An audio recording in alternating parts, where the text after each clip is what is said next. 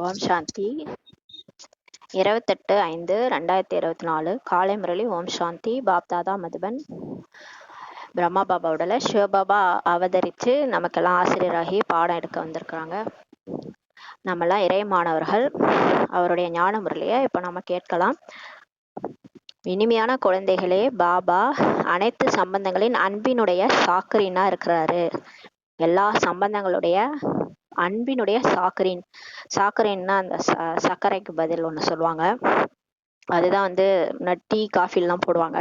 அந்த மாதிரி ஸ்வீட்டா இருக்கிறாரு. எல்லா சம்பந்தங்களையும் ஸ்வீட்டா இருக்கிறாரு. நம்ம அவர் என்ன சம்பந்தங்களெல்லாம் நினைக்கலாம். தாயா, தந்தையா, கணவனா, துணைவனா, பிரியதர்ஷனா, எப்படி வேணாலும் அவரை நினைக்கலாம். நினைச்சா அப்படியே அன்பா சாக்ரீனா இருப்பாரு. இனிமையானவர். ஒரே இனிமையான பிரியதர்ஷனை நினைத்தால் புத்தி அனைத்து பக்கங்களிலிருந்தும் விலகி போயிடும் சொல்லி பாபா சொல்றாங்க. நீங்க ஒரே இனிமையான பிரியதர்ஷன் அவர் தான் இப்போ வந்திருக்காரு. அவரை நீங்க நினைச்சா போதும், உங்களுடைய புத்தி எல்லா பக்கம்லேருந்தும் விலகிரும்னு சொல்லி சொல்றாரு.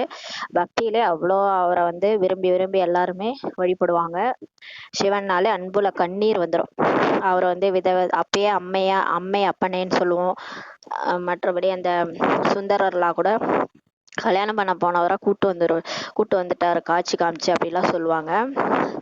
அந்த அளவுக்கு நம்ம பக்தியில உருகி உருகி அவரை வேண்டியிருக்கோம். இப்ப ஞானத்துல அவர் யாருன்னு தெரிஞ்சிடுச்சு.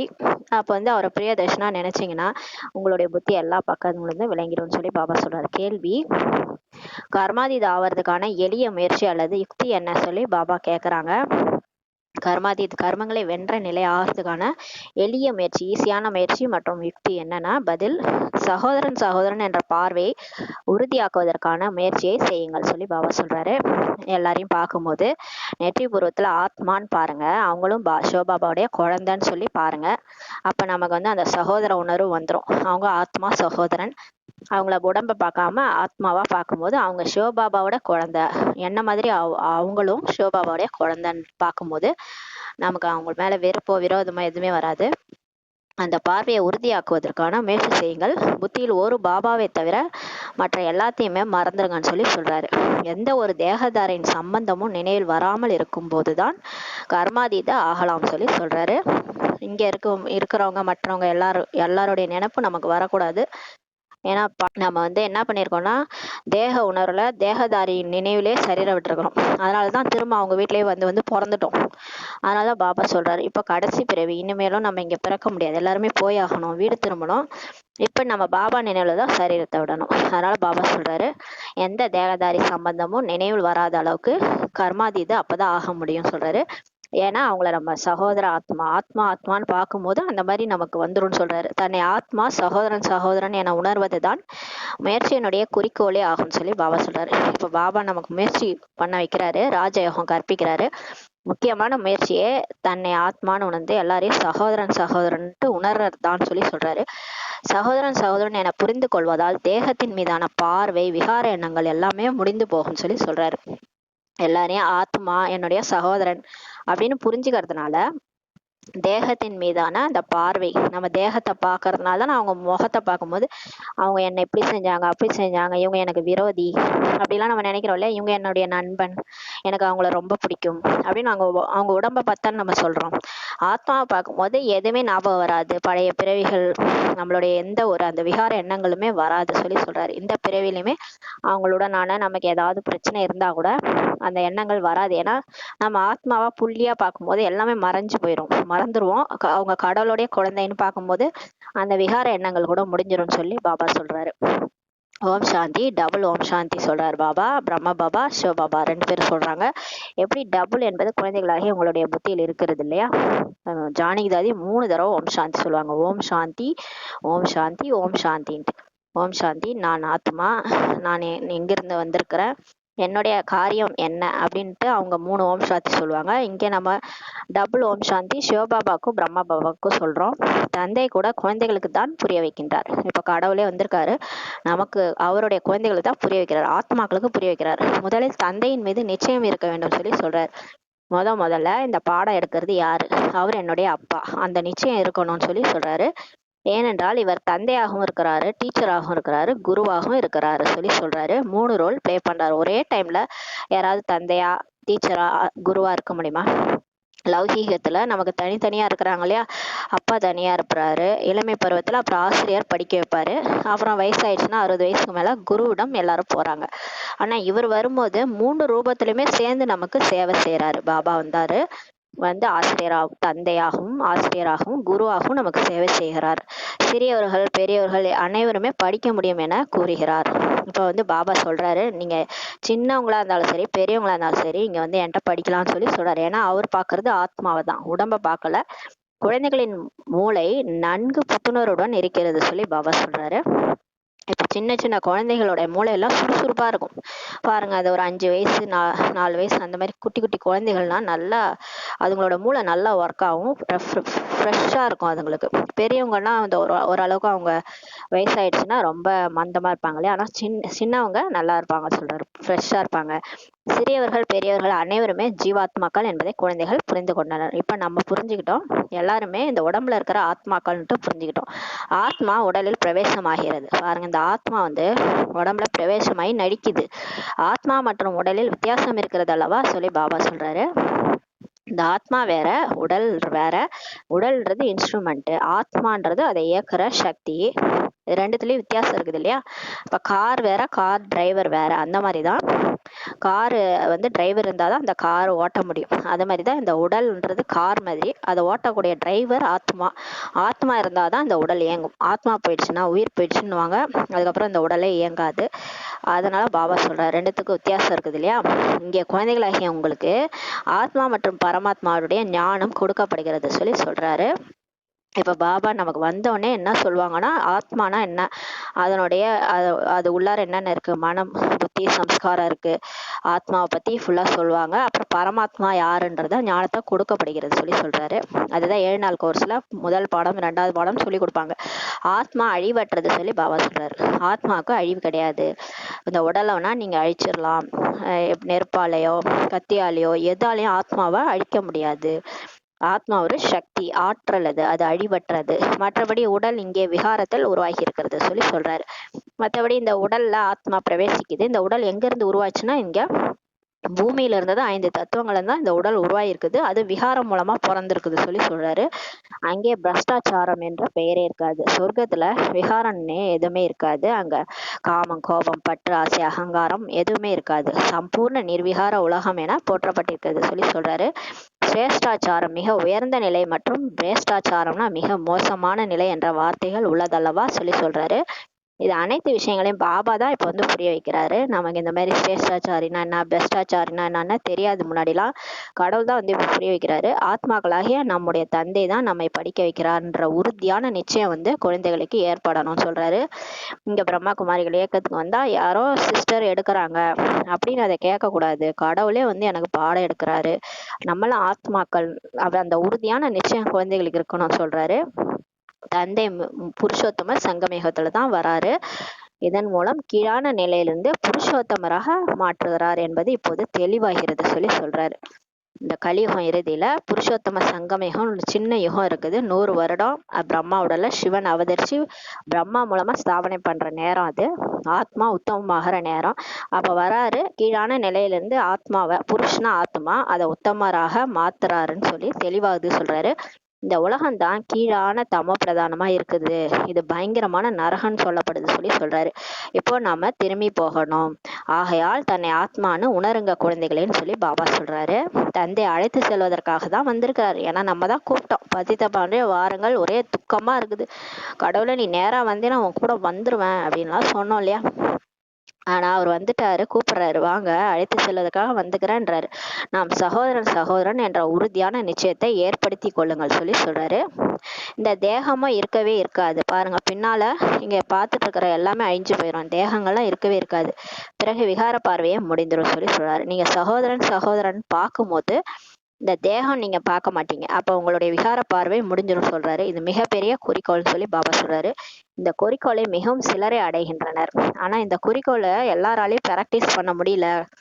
அந்த தேக உணர்வுல இருந்து வெளியே வந்து ஆத்மாவா பாக்குற பயிற்சி வந்து ஒரு சிலரால தான் பண்ண முடியுது.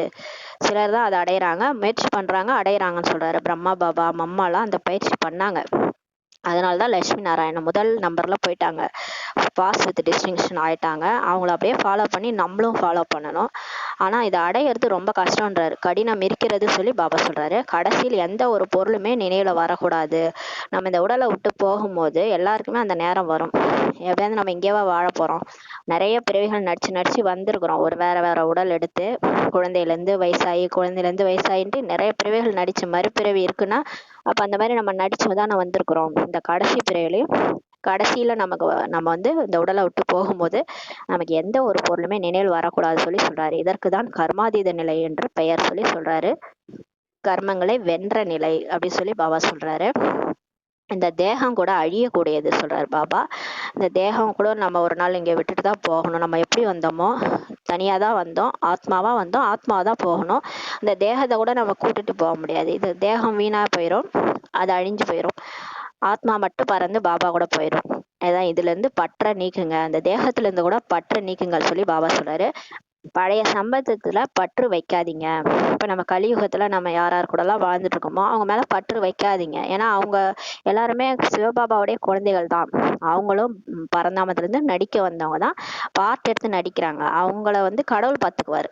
நம்ம ஏன் பற்று வச்சுக்கிட்டு நம்ம அவங்க இப்படி இருக்கணும் அப்படி இருக்கணும், அவங்க பத்திரமா இருக்கணும், இதெல்லாம் நமக்கு வந்து தேவையில்லாத விஷயம். அது பாபா பார்த்துக்குவாரு. நாடகப்படி அவங்களையும் பாபா சரி பண்ணி எல்லாரையும் கூட்டிட்டு போவாரு.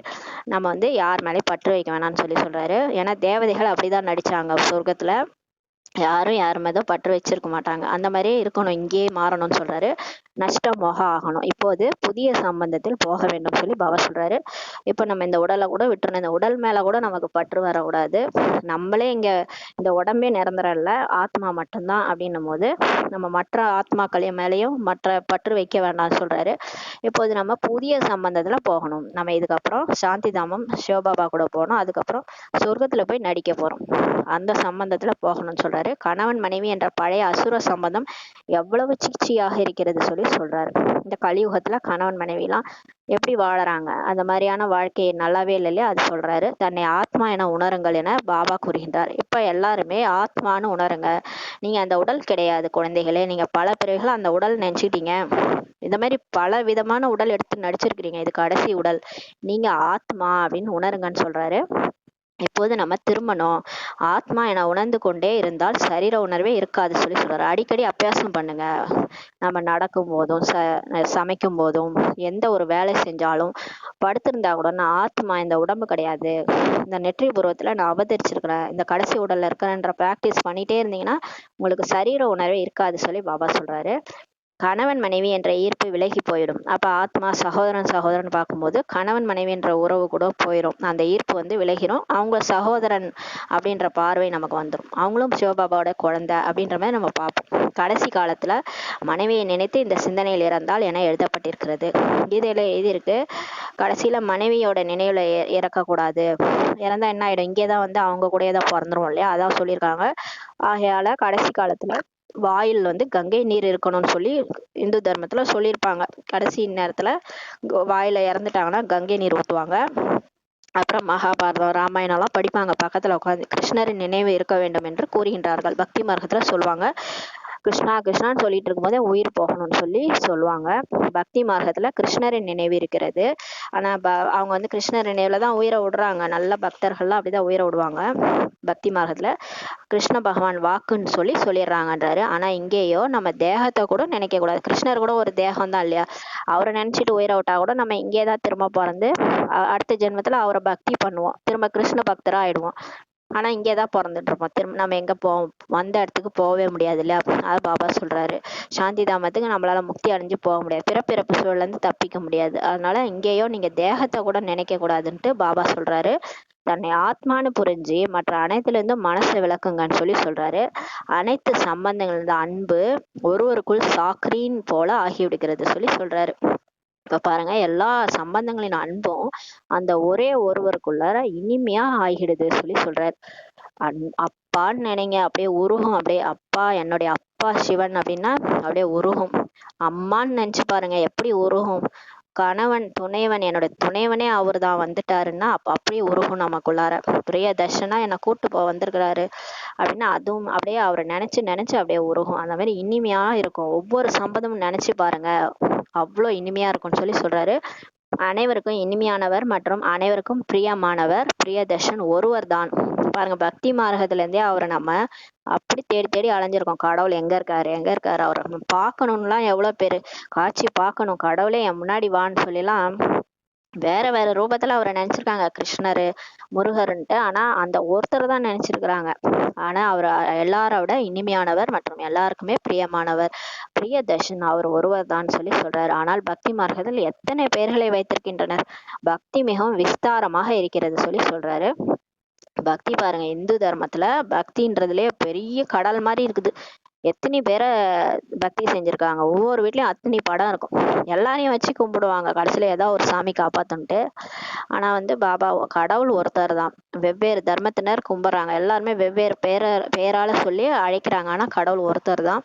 யாகம், தவம், தானம், தீர்த்த யாத்திரைகள், விரதம் இருத்தல், சாஸ்திரங்கள் படித்தல், இவை எல்லாமே பக்தியினுடைய விஷயங்கள் சொல்லி சொல்றாரு. ஞான விஷயங்கள் எதுவுமே இல்லை. ஆனா ஞான சம்பந்தப்பட்ட விஷயங்கள் உலகத்துல எதுவுமே இல்லை. ஏன்னா எல்லாம் அழிஞ்சு போயிடுச்சு, விநாசம் போது எல்லாமே அழிஞ்சதுன்னு சொல்றாரு. இது கூட புரிய வைப்பதற்காகவே நீங்கள் குறிப்பெடுக்கிறீர்கள்.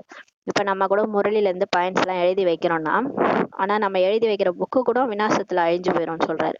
மற்றபடி உங்களுடைய எழுதி வைத்த காகிதம் போன்றவை கூட எதுவுமே இருக்காது சொல்லி பாபா சொல்றாரு. குழந்தைகளே, நீங்கள் சாந்தி தாமத்துல இருந்து வந்தீர்கள்.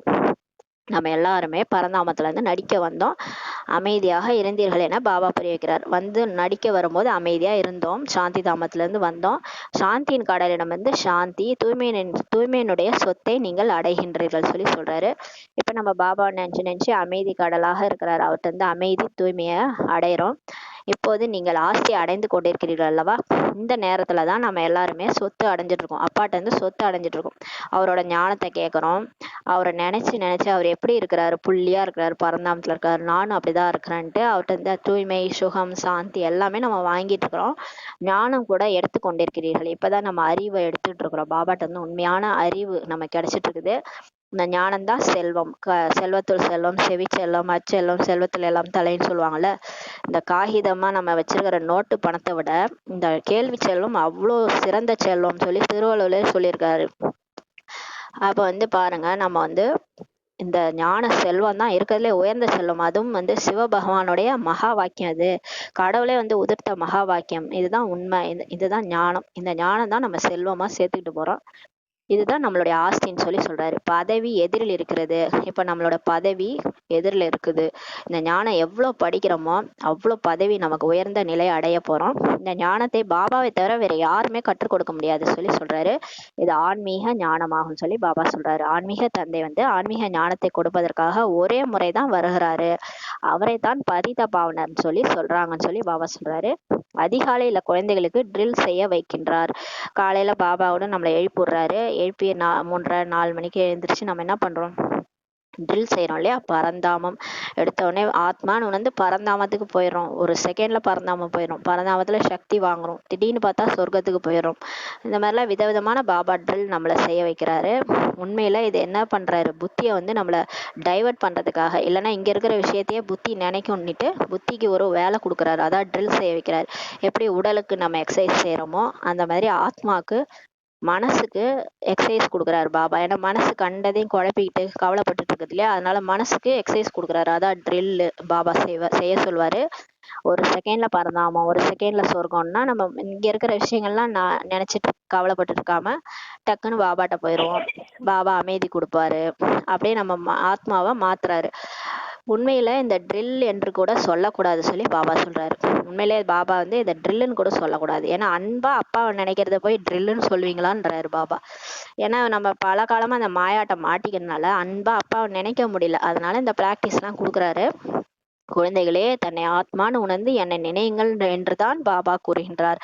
பாபா உண்மையிலே வந்து டீச்சர் மாதிரி பிராக்டிஸ் எல்லாம் கொடுக்கறதில்ல, ட்ரில் மாஸ்டர் மாதிரி அந்த மாதிரி சொல்றதில்ல. அவர் என்ன சொல்றாரு, அப்பா மாதிரி வந்து நம்மள கெஞ்சி கெஞ்சி கேட்கறாரு, என்ன நினைங்களேன், என்னை மறந்துட்டீங்களே 5000 வருஷத்துக்கு முன்னாடி, அப்பா நானு, அப்பாவே மறந்துட்டீங்களே குழந்தைங்களேன்னு சொல்லிதான் கேட்கிறாரு. ஆத்மான்னு உணர்ந்து என்னை நினைங்கன்னு சொல்லிதான் சொல்றாரு. எவ்வளவு எளிதாக இருக்கிறது பாருங்க. நீங்க ஆத்மா அல்லவா, எங்கிருந்து வந்தீர்கள் சொல்லி கேட்கிறாரு. மறந்துட்டீங்க பாருங்க, இந்த உடல் தான் நினைச்சுக்கிட்டு என்ன மறந்துட்டீங்களேன்றாரு பாபா. பரந்தாமத்துல இருந்து வந்தீங்க, இது போன்று வேற யாருமே கேட்க மாட்டாரு. யாராவது உங்களை கேட்டாங்களா? நீங்க ஆத்மா, நீங்க எங்க இருந்து வந்தீங்க, இந்த கேள்வி எல்லாம் யாராவது நம்மள இதுக்கு முன்னாடி கேட்டிருக்காங்களா? இல்ல இல்லையா? அதை கேட்கிறாருன்னா அவர் யாரா இருக்க முடியும்? கடவுள் தானே கேட்கிறாரு. பரந்தாமத்துல இருக்கிற பரமபிதாவேன்ட்டு கிறிஸ்துவர்கள் கூட பாடியிருக்காங்க. இயேசு பாடுவாரு. அப்ப பாருங்க, பரந்தாமத்துல இருந்து தான் நம்மளே வந்திருக்கிறோம். இது போன்ற வேற யாருமே கேட்க மாட்டாங்கன்னு சொல்லி பாபா சொல்றாரு. குழந்தைகளே, பரந்தாமத்துல இருந்து வந்திருக்கிறீர்கள் அல்லவா சொல்லி சொல்றாரு. இந்த உடலில் நடிப்பதற்காக என பரலோகிக தந்தை தான் குழந்தைகளிடம் கேட்கின்றார். இந்த மாதிரி கேள்வி யாரால கேட்க முடியும்? அப்பாதான் கேக்குறாரு. ஆத்மாக்கள், குழந்தைகளாகிய ஆத்மாக்கள்கிட்ட கேக்குறாரு. இந்த உடல்ல நடிப்பதற்காக பரந்தாமத்துல இருந்து வந்திருக்கிறீங்க நீங்கன்னு சொல்லி சொல்றாரு. தனது பாகத்தை நடித்து நடித்து இந்த நாடகம் முடிவடைய போகிறது சொல்லி சொல்றாரு.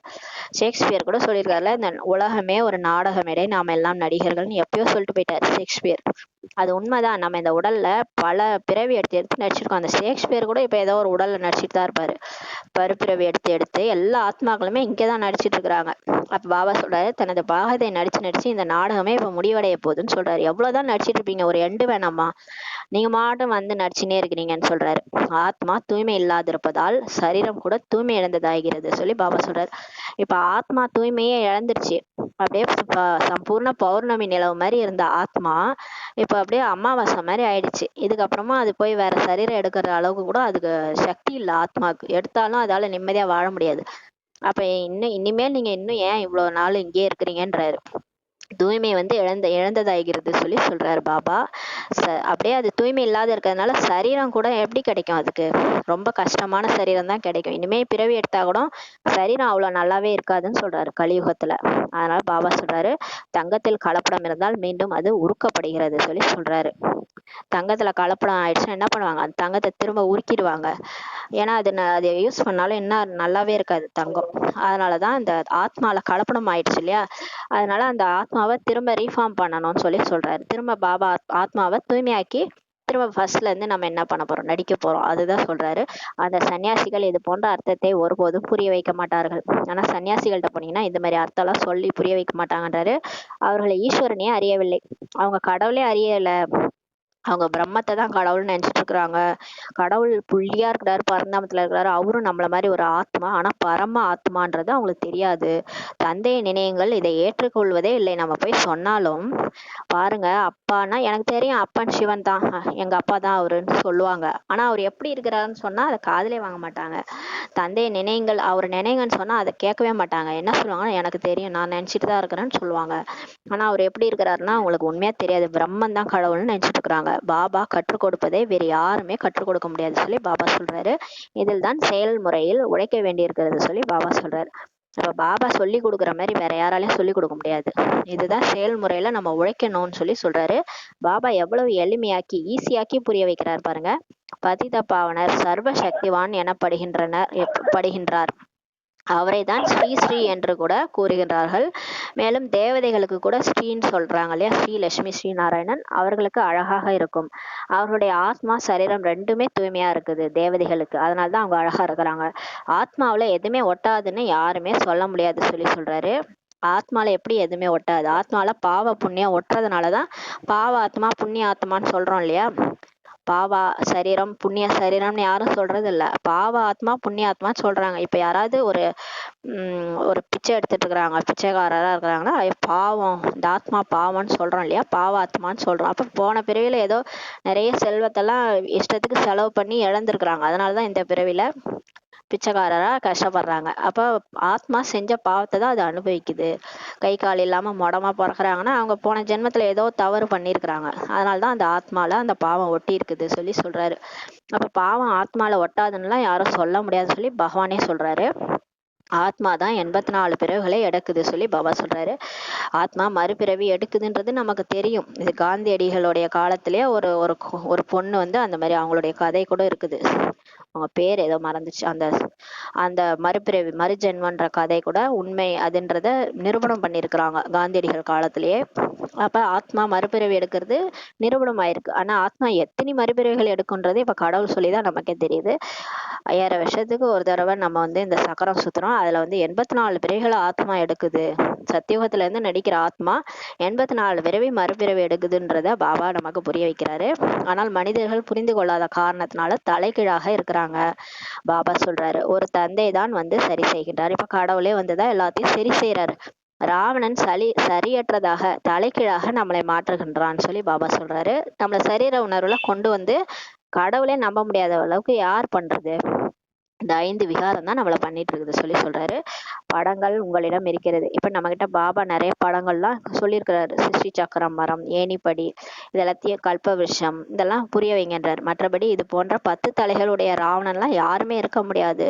நம்ம வந்து இப்ப நிறைய நடிப்பு நடிச்சிருக்கோம். இப்ப கூட நம்ம வாழணும்ல. யாராவது 10 தலையோட வந்திருக்காங்களா? நம்ம பார்த்திருக்கோமா? இல்ல இல்லையா? பொம்மை தான் வச்சு எரிச்சிட்டு இருக்கிறாங்க.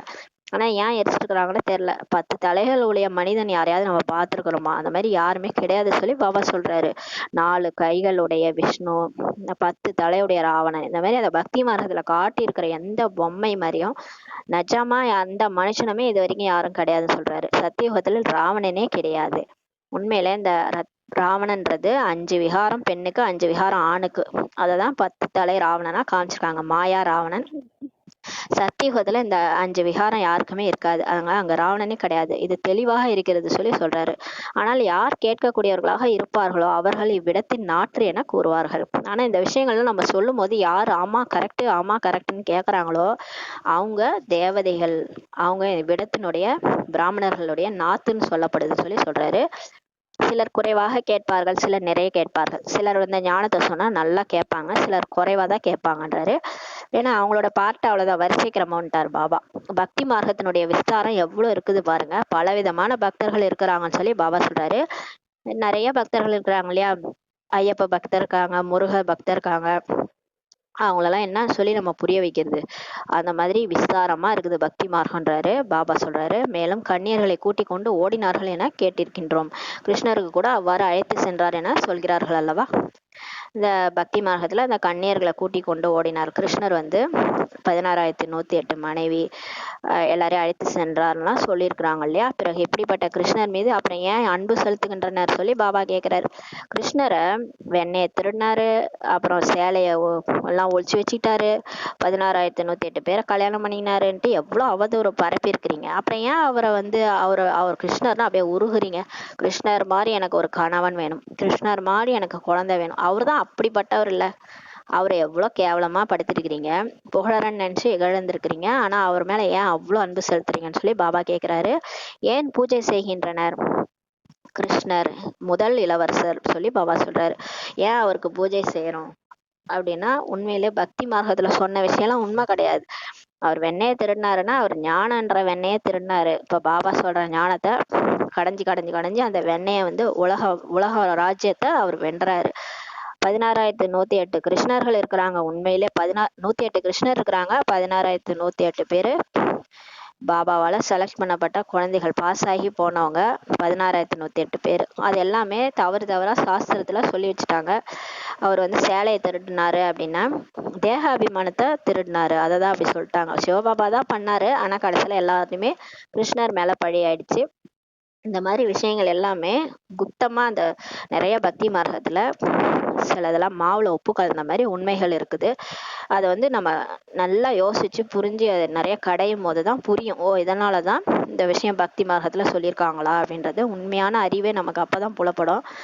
பாபா சொல்றாரு, உண்மையிலே கிருஷ்ணர் வந்து ஏன் அவர் மேல அவ்வளவு அன்பு செலுத்துறாங்க, அவர் ஏன் அவ்வளவு பூஜிக்கிறாங்கன்னா, கிருஷ்ணர் வந்து முதல் இளவரசர், சொர்க்கத்துல முதல் இளவரசர் என்பதை பாபா இப்போது புரிய வைக்கின்றார். அவர் எவ்வளவு புத்திசாலியாக இருப்பார். கிருஷ்ணர் எவ்வளவு புத்திசாலி தெரியுமா? முழு உலகத்திற்குமே எஜமானர்னா குறைந்த புத்தி உடையவரா இருப்பாரா நான் சொல்லி கேக்குறாரு. அங்கே அவர்களுக்கு மந்திரி போன்றவரே இருப்பதில்லை. கிருஷ்ணர் எவ்வளவு புத்திசாலினா அவருக்கு ஆலோசனை செல்ல ஆளே தேவை கிடையாது, அவருக்கு மந்திரியே கிடையாது. ஏன்னா அவருக்கு எல்லாமே தெரியும். அவர் புத்தி அவ்வளோ வேலை செய்யும். அவர் சர்வ சக்திகள் நிறைஞ்சவர் கிருஷ்ணர். அந்த மாதிரி இருந்தார். 16 கலைகள் சம்பூர்ணமானவர். அவருக்கு ஆலோசனை சொல்ல ஆளே தேவையில்லை, ஆலோசனை கேட்க வேண்டிய அவசியமே இல்லை சொல்லி பாபா சொல்றாரு. ஆலோசனை அடைந்து தான் சம்பூர்ணமாகி இருக்கின்றனர். கிருஷ்ணர் வந்து சங்கம யுகத்துல சிவபாபாவுடைய முரளி படிச்சு ஆலோசனை அடைஞ்சுதான் ஸ்ரீமத் படி நடந்துதான் சம்பூர்ணமாகி இருக்கின்றனர் சொல்லி பாபா சொல்றாரு. பிறகு எதற்கு ஆலோசனை தேவை சொல்லி பாபா சொல்றாரு. நீங்கள் அரை கல்பத்திற்கு யாருடைய அறிவுரையும் கேட்க வேண்டியதில்லை சொல்லி பாபா சொல்றாரு. இப்ப நீங்க அடையிற ஞானத்தின் மூலமாக நீங்க 2500 வருஷத்துக்கு யார்கிட்டயும் அட்வைஸ் கேட்கவே தேவையில்ல. உங்களுக்கு அட்வைஸ் பண்ண வேண்டிய அவசியமே இல்லை. நீங்களே கரெக்டா தான் செய்வீங்க. நம்ம எல்லாமே கரெக்டா செய்வோம். எதை செய்யணும் எதை செய்யக்கூடாதுன்னு நமக்கு தெரியும்னு சொல்லி சொல்றாரு. சொர்க்கம் மற்றும் நரகத்தின் பெயர் கூட கேள்விப்பட்டிருக்கின்றீர்கள். நம்ம இந்த உலகத்துல ஏற்கனவே கேட்டிருக்கோம் இல்லையா? சொர்க்கம் வானத்துல இருக்குது, நரகம் இந்த பூமிக்கு அடியில பாதாளத்துல இருக்குது. ஏதாவது பாவம் பண்ணா நரகத்துல போய் எண்ணெய் சட்டியில வச்சு வறுப்பாங்க. நல்லது பண்ணா புண்ணியம் பண்ணா சொர்க்கத்துக்கு மேல வானத்துல போயிருவாங்க. அங்கதான் கிருஷ்ணர் விஷ்ணு வந்து பார்க்கடல்ல படுத்துட்டு இருக்கிறாரு, லட்சுமி கால் அமைக்கிட்டு இருக்காங்க. இப்படி எல்லாம் நம்ம கேள்விப்பட்டிருக்கோம் இல்லையா பக்தி மார்க்கத்துல? நீங்க கேள்விப்பட்டிருக்கீங்களே. ஆனா இது சொர்க்கமாக இருக்க முடியாது. ஆனா உண்மையிலே நம்ம இப்ப வாழ்ந்துட்டு இருக்கோம்ல, இது சொர்க்கமே கிடையாது. ஆனா பணக்காரவங்களாம் இதுவே சொர்க்கம்னு சொல்லிட்டு இருக்கிறாங்க இல்லையா? இங்கே நமக்கு செல்வம் இருக்கிறது, மாளிகை போன்ற அனைத்துமே இருக்கிறது சொல்லி பாபா சொல்றாரு. சில பேர் சொல்றாங்க இங்க நமக்கு செல்வம் இருக்கு, மாளிகை இருக்கு, இதுவே சொர்க்கம்ட்டு கல்புத்தி உடையவர்கள் வேண்டுமானால் புரிந்து கொள்ளலாம் சொல்லி பாபா சொல்றாரு. ஆனால் புது உலகம்தான் சொர்க்கம் என நீங்கள் அறிவீர்கள். பாபா சொல்றாரு, இந்த பூமி தான் சொர்க்கமாவும் இருக்குது, நரகமாவும் இருக்குது. சொர்க்கம் எங்கேயும் மேலையும் இல்ல, கீழேயும் இல்ல, பூமிக்கு அடியிலையும் இல்ல. இதே பூமி தான் சொர்க்கமாகவும் நரகமாகவும் மாறுது. புது உலகம் தான் சொர்க்கம் சொல்லி உங்களுக்கு தெரியும். சொர்க்கத்தில் எல்லாருமே சத்கதியில இருக்கிறாங்க. இதே பூமி ஒரு காலத்துல சொர்க்கமா இருந்தது. அங்க எல்லாருமே ஜீவன் முக்தி நிலையில இருந்தாங்க, நல்ல கதியில இருந்தாங்க. உடல்ல இருந்தே பற்று இல்லாம, ஆசை இல்லாம, காமம் கோபம் அகங்காரம் இல்லாம வாழ்ந்தாங்க. பந்தனத்துல இல்லாம ஜீவன் முக்தி நிலையில உடல்ல இருந்தே வாழ்ந்தாங்க, முக்தி அடைஞ்ச நிலையில இருந்தாங்க. அதுதான் சொர்க்கம்னு சொல்லி சொல்றாரு. சொர்க்கம் நரகம் ஒன்றாகவே இருக்க முடியாது சொல்லி பாபா சொல்றாரு. எப்பயுமே சொர்க்கம் ஒரு இடத்துல, நரகம் இதே இடத்துல. ஒரு பக்கம் சொர்க்கம் தேவதைகளா வாழ்ந்துட்டு இருப்பாங்க, இன்னொரு பக்கம் நரகம் ஒரே அசுரர்களா வாழ்ந்துட்டு இருப்பாங்க. அந்த மாதிரி எல்லாம் இருக்க முடியாது. சொர்க்கம் இருந்தா நரகம் இருக்காது, நரகம் இருந்தா சொர்க்கம் இருக்காதுன்னு சொல்லி சொல்றாரு பாபா. சொர்க்கம் என்று எதை கூறுகின்றோம், அதனுடைய ஆயுள் எவ்வளவு என்பதையெல்லாம் பாபா உங்களுக்கு புரிய வைத்திருக்கின்றார். சொர்க்கம்ட்டு நம்ம எதை சொல்றோம்? இந்த கலியுகம் முடிஞ்சு சொர்க்கம் வரும். அங்க வந்து தேவதைகள் வாழ்வாங்க. அங்க எல்லாமே சீதோஷ்ண நிலை எல்லாமே சூப்பரா இருக்கும். இதே பூமி இயற்கை எல்லாம் சதோ பிரதானமா இருக்கும், ஆத்மாக்கள் சதோ பிரதானமா இருப்பாங்க. அங்க எல்லாருமே 150 வருடம் ஆயுள், நீண்ட ஆயுளோட வாழ்வாங்க. ஆரோக்கியம், செல்வம், அமைதி, சாந்தி எல்லாமே நிறைஞ்சிருக்கும். இது எல்லாமே பாபா நமக்கு புரிய வச்சிருக்காரு. உலகம் ஒன்றுதான், அது புதியதை சத்தியுகம் சொல்றோம், பழையதை கலியுகம் சொல்றோம்னு சொல்லி சொல்றாரு.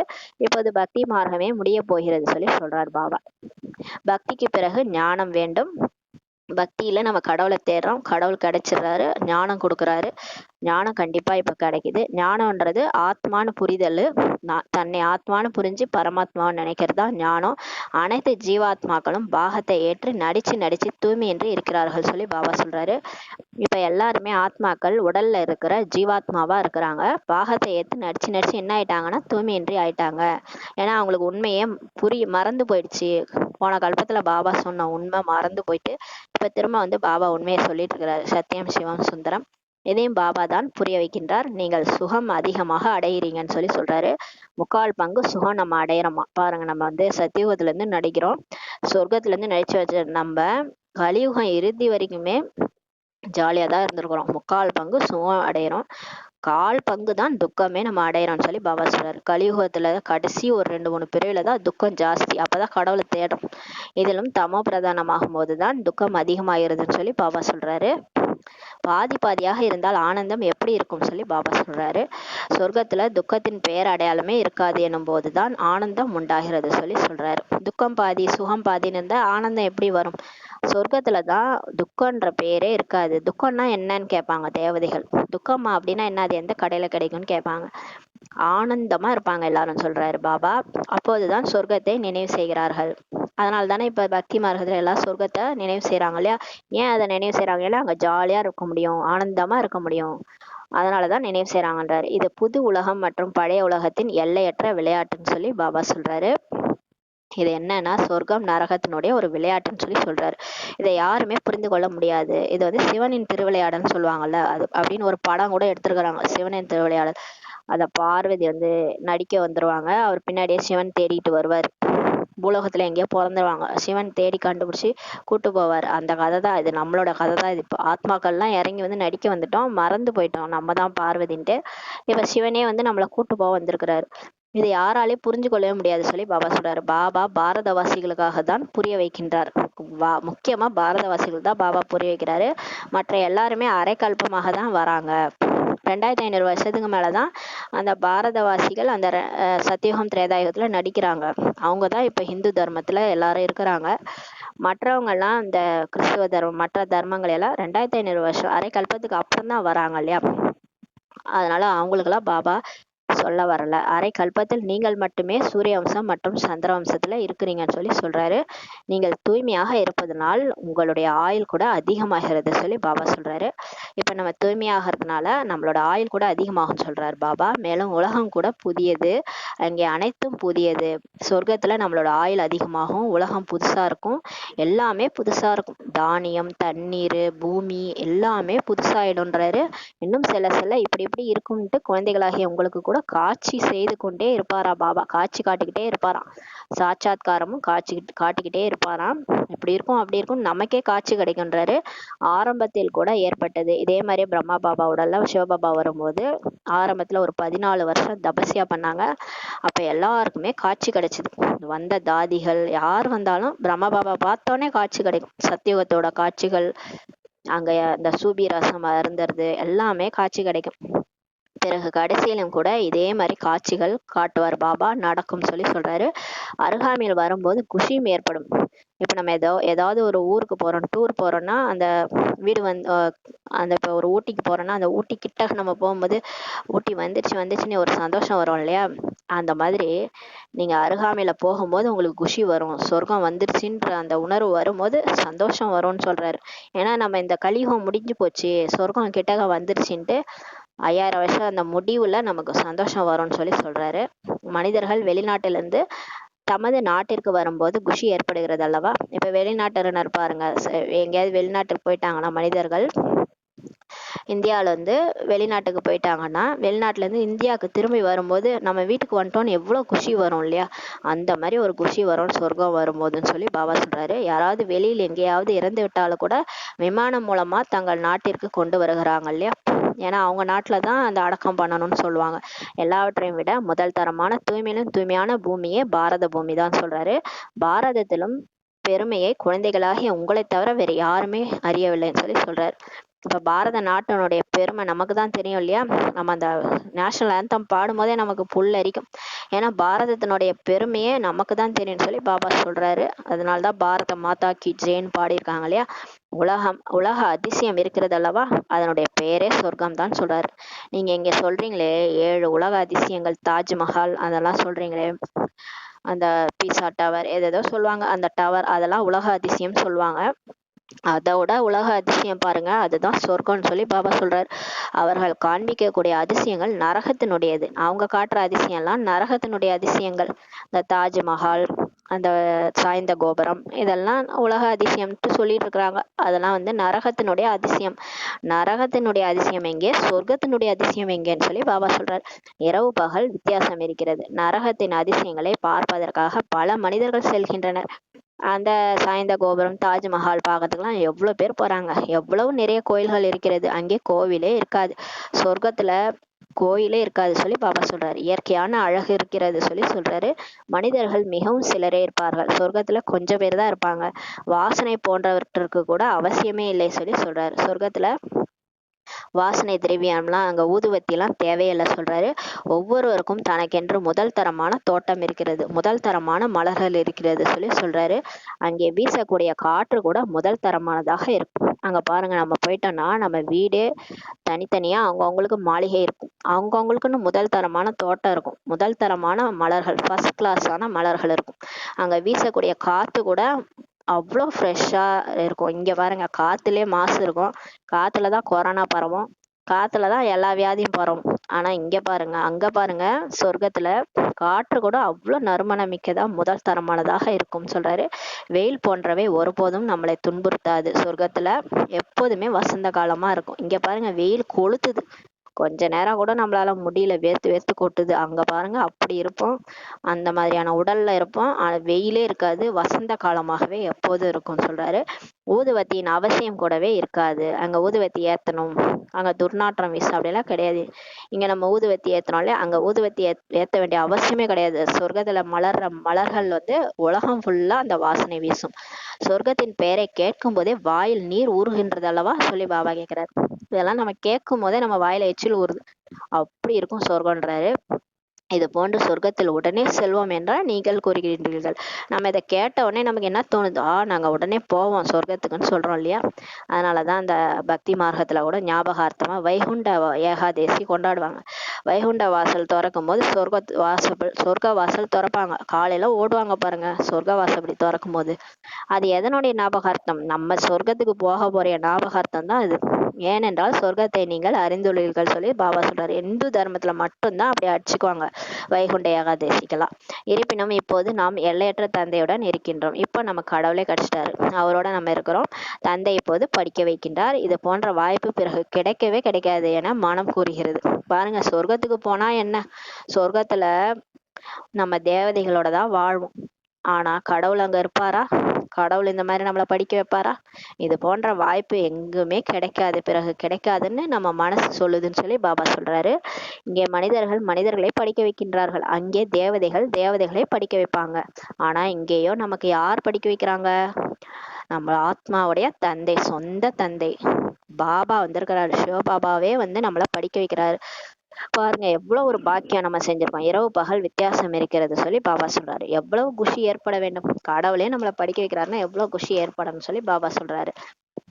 நீங்கள் தான் 84 பிறவிகள் எடுத்துள்ளீர்கள். நீங்கள் தான் உலகினுடைய சரித்திரம் பூகோளத்தை அறிந்திருக்கிறீர்கள் சொல்லி பாபா சொல்றாரு. நாம் பல முறை இந்த ராஜ்யத்தை அடைந்துள்ளோம், பிறகு ராவண ராஜ்யத்தில் வந்துள்ளோம் சொல்லி பாபா சொல்றாரு. நீங்க ஒரு முறை 2 முறை இந்த நடிப்பு நடிக்கல, இந்த 84 பிறவிகள் எடுக்கல, கல்பமா இதே தான் நடக்குது. எண்ணற்ற முறை நீங்க ராஜ்யத்தை அடைஞ்சிருக்கிறீங்க, எண்ணற்ற முறை ராஜ்யத்தை இழந்திருக்கிறீங்கன்னு சொல்றாரு. இப்போது ஒரு பிறவி தூய்மையானா போதும், 21 பிறவிக்கு தூய்மையாக இருக்கலான்ட்டு பாபா சொல்றாரு. ஏன் ஆகக்கூடாது? ஆனால் மாயா எப்படி பட்டது. சகோதரன் சகோதரி என்பதில் கூட பயனில்லை, அறக்குறையாக இருக்கின்றார்கள் சொல்லி சொல்றாரு. ஆனாலும் பாபா எவ்வளவுதான் சொல்லி புரிய வச்சா கூட என்ன பண்ணி இந்த மாயா ஏமாத்திருது சொல்றாரு. சகோதரன் சகோதரி என்பதில் கூட பயனில்லை. பாருங்க, பிரதர் சிஸ்டர்ன்னு சொன்னா கூட அந்த பார்வை வந்து தப்பாவே தான் போகுதுன்றாரு பாபா. ஏன்னா ஆண் பெண்ணுன்னு பார்க்கும் போதும் அதுல கோளாறு தான் வரும் இல்லையா. என்னதான் நம்ம அந்த தேகத்தை பார்த்தாலும் அவங்க பண்ணதான் நமக்கு ஞாபகம் வரும், அவங்க மேல வெறுப்பு விரோதம்லாம் வரும். அதனால பார்க்காதீங்கன்றாரு. தன்னை ஆத்மான புரிஞ்சுக்கிட்டு சகோதரன் சகோதரன் என்று உணரும் போதுதான் நன்மை ஏற்படுதுன்னு சொல்லி சொல்றாரு. தேக உணர்வு கூட விலகிறோம், இதுவே முயற்சின்னு சொல்லி சொல்றாரு. மிகவும் எளிமையாக இருக்கிறது, யாருக்காவது மிக கடினமாக இருக்கிறது என கூறினால் அவருடைய மனம் கூட விலகி போயிடும் சொல்லி சொல்றாரு. பாருங்க, இது ரொம்ப ஈஸியான முயற்சி தான் ஆத்மான்னு பாக்குறது. அதை கூட என்னால முடியாதுன்னு சொன்னாங்கன்னா அவங்க கண்டிப்பா இங்க நிலைக்க முடியாது சொல்லி சொல்றாரு. ஆகையால் அதன் பெயரே சகஜ நினைவு சொல்லி பாபா சொல்றாரு.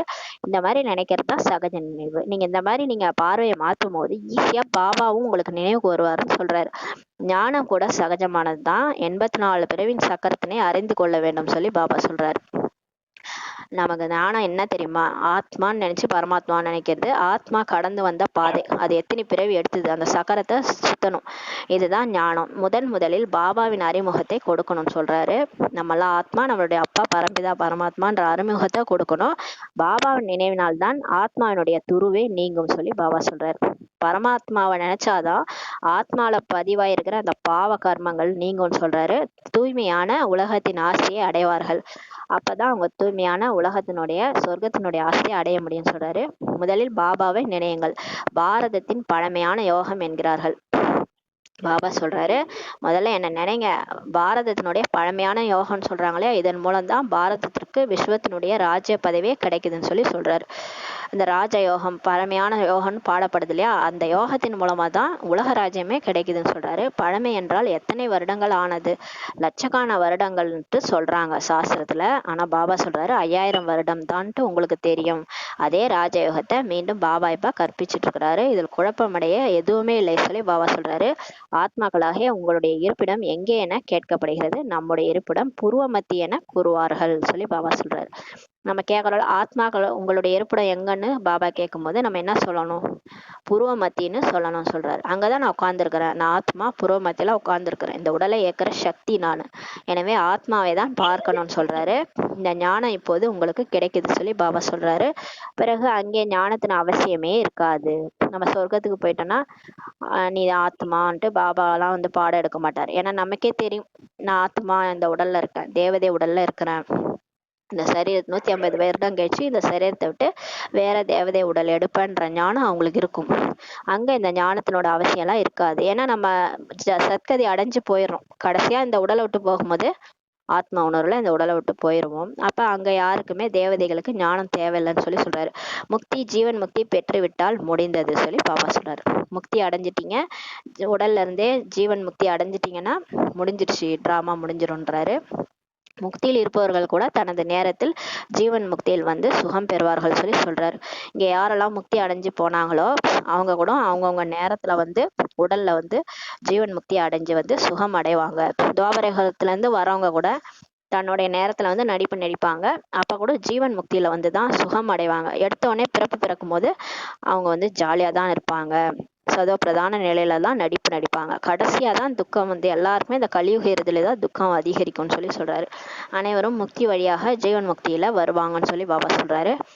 இங்க இருந்து சாந்தி தாமத்திற்கு செல்வார்கள், வேற உலகம் எதுவுமே இல்லை சொல்லி சொல்றாரு. பாபா சொல்றாரு பாருங்க, ஆத்மாக்கள் இங்க கடைசி பிரிவுல ஞானம் அடைந்து எல்லாருமே சாந்தி தாமத்துக்கு கடைசியா போயிருவாங்க.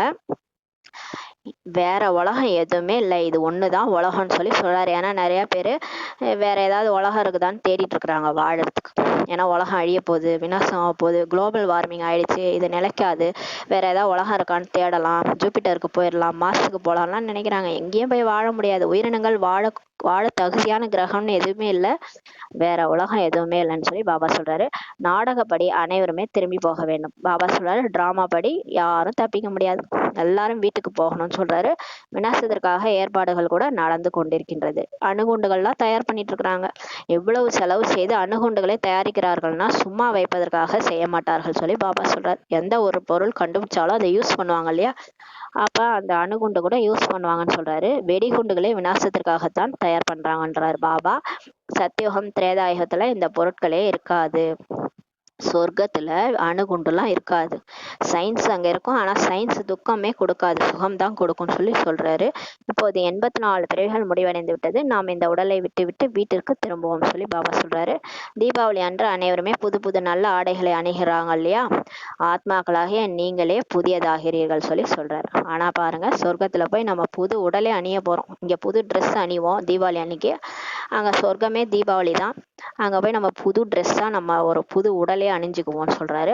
ஏன்னா நீங்க ஆத்மா, நீங்களே தூய்மை ஆயிட்டீங்க, புதுசாயிடுறீங்க இல்லையா, அதனால நீங்க உங்களுக்கு புது ட்ரெஸ்ஸா உடலே கிடைக்கும்னு சொல்லி சொல்றாரு. இது எல்லையற்ற விஷயமாகவும் சொல்றாரு. ஆத்மா தூய்மை ஆவதனால சரீரம் கூட முதல் தரமாக கிடைக்கிறது சொல்லி பாபா சொல்றாரு. இந்த நேரத்தில் செயற்கையாக அழகுபடுத்தி கொள்கின்றனர்.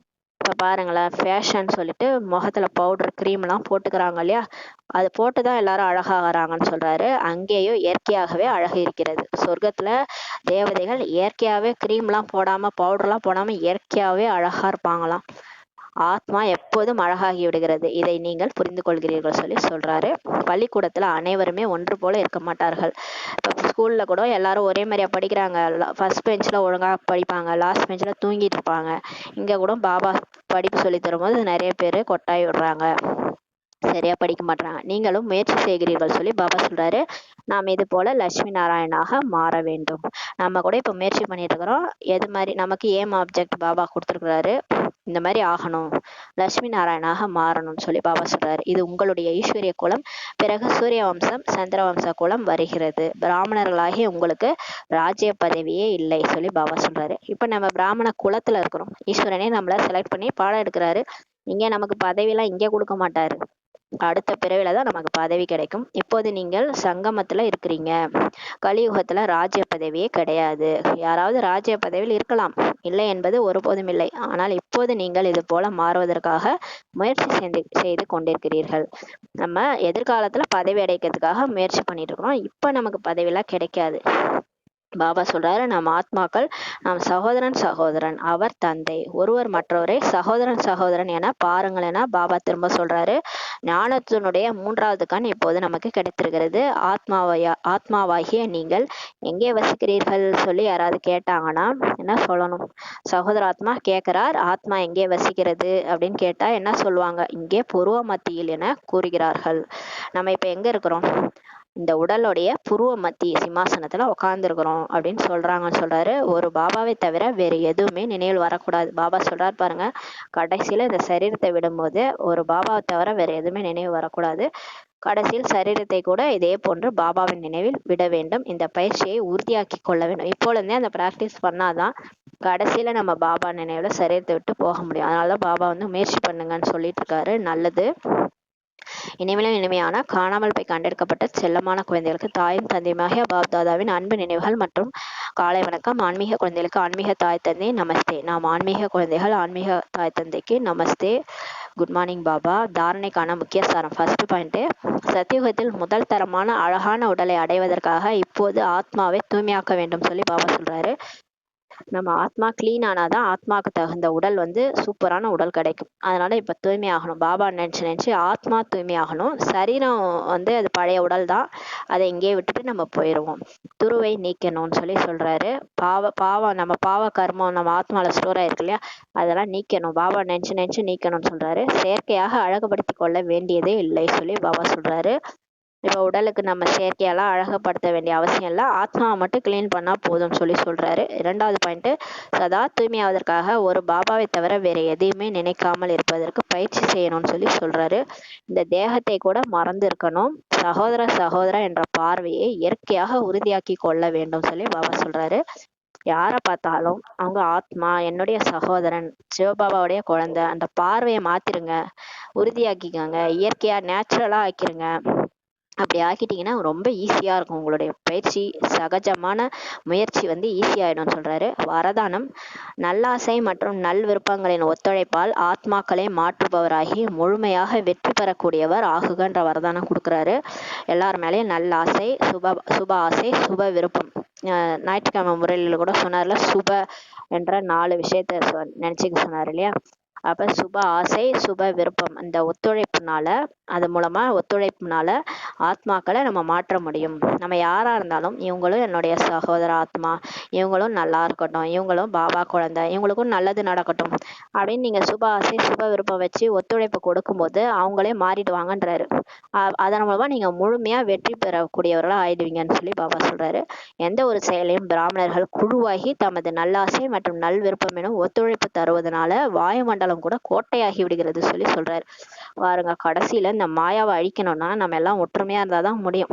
பிராமணர்கள் ஒன்று சேர்ந்து ஒன்னா நல்லாசை நல்ல விருப்பம் வச்சு ஒத்துழைப்பு தர்றதுனால நம்ம வாயுமண்டலமே ஒரு கோட்டை ஆயிடும்.